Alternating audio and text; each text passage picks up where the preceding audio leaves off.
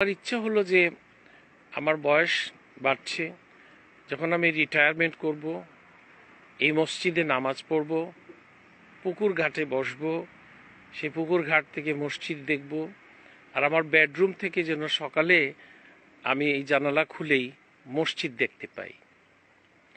আমি একটা জিনিস উল্লেখ করতে চাই, বাদশাহ শাহজাহান যখন বন্দী অবস্থায় ছিলেন তখন ওনাকে যে জায়গায় রাখা হয়েছিল, ওনার সবচেয়ে মায়ার পত্নী এবং সেই তাজমহল বানিয়েছিলেন।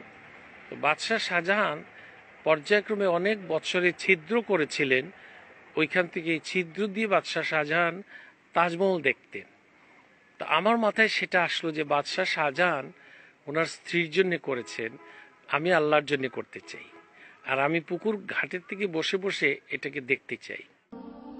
মসজিদের পাশে এই ফুলের বাগানের নিচে নিজের কবরের জায়গাটিও ঠিক করে যান মাহমুদুজ্জামান চৌধুরী।